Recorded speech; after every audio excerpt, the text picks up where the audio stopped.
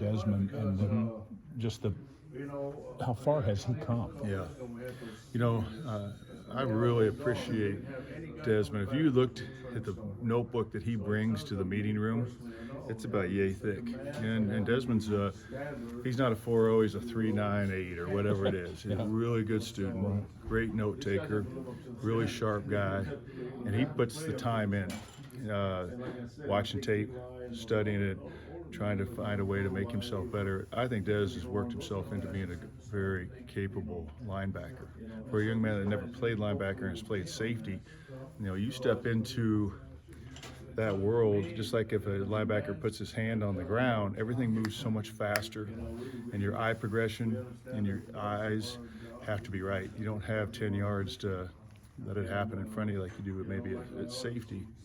And Des, I'm trying to explain the best way to describe Desmond is that he wants to be right, and he doesn't want to make mistakes, and he's learning how to combine those two things into just going and playing.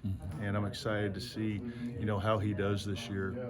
He's doing a fantastic job on the practice field, getting his eyes right, and he knows what he needs to work on. So if you ask Des, where do you have to get better? He'll know. Some guys won't know the answer to that. Des will say, I got to get better in the box. I got to get better at my block destruction against an offensive lineman. I'm comfortable when I'm out in space where I've played my whole life. So that's the one thing I got to get better at. And he'll tell you, I got to do a better job of making plays and tackling. So here's a young man that has come into spring football knowing what boxes he needs to check and improve on. And I really appreciate that at Desmond. Coach Joe said a moment ago about Daniel, when he announced that he was going to come back, he went out and celebrated with a nice dinner. I'm wondering what it was like for you.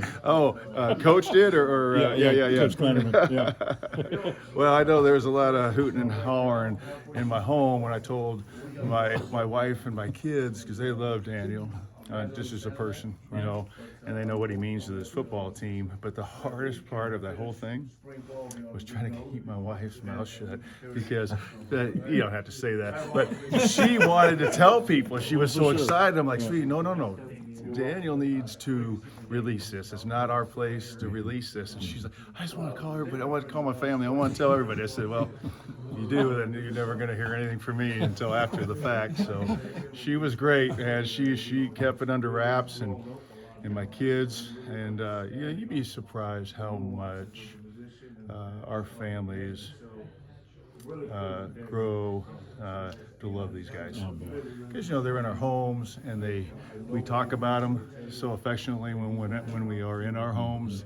They really feel like they're part of our family. So I appreciate it. As Toby Onsasami, I got to tell you, it's just, you bet. Here's the thing you got to do. So when I was at Syracuse, I think our whole defensive end room was Nigerian or from Africa, and so I always had them, because I didn't feel like it was right, to say, well, just call me this or call me that. No, we're going to put it up on the board, Chukwuemeka, Koba, Tuazama, and so, but they would write it phonetically for me, just like you do in the media guide, so that I got good at saying it. And so when Toby came in, he said, Coach, don't worry about it, just call me Toby. I said, no, I want to know how to say it, Osansami. And so in our linebacker room, you go in there, and it's phonetically, so you can pronounce it. But anyway, go ahead. What was your question about Toby? I digress. Yeah. What kind of, has he taken full advantage of the first year that he had in the program and basically just observed? Yeah, Toby's a young man who has a lot of natural ability. I mean, he can run, he's explosive, he's got heavy hands. He is just learning to play the game. And, you say, well, what does that mean? Well, just because a guy can shoot three-pointers doesn't mean he knows how to play basketball. He's got to go play pickup basketball a lot to learn the game, and it's the same thing for him. If we could give him every rep of practice, we would, but, that guy's got to go rest at some point. But he is like a sponge just soaking it up right now, and he is an engineer. That's his degree. My oldest son's the same way. Everything is bing, bing, bing, bing, black and white. And sometimes it's like, Toby, everything isn't going to be black and white, man. You just got to go play. You know, you're a great athlete. Just cut it loose, go run and hit people. And when he does that, he's effective, because we keep track and practice of production, meaning disruptive plays, tackles for loss, sacks, interceptions, all those things. And he's at the top as far as productivity. But he's just still learning the game, and that's he can't get enough reps until we get to fall, and hopefully we're going to be able to find a place that he can contribute as a redshirt freshman, and we will. It may not be necessarily Sam linebacker right now. It may be a guy who can go in and give us great plays on third down, as a pass rusher. Is this? Oh, sorry. Is this the best linebacker room that you've had here? Potentially. Right now it is, as far as Deuce and Austin, and I don't want to take anything away from some of those other guys who Cody Fletcher was a really good linebacker for us, and then had Justin and Eli when I first got here. But the experience, in my time with them, yeah. And then we have a lot of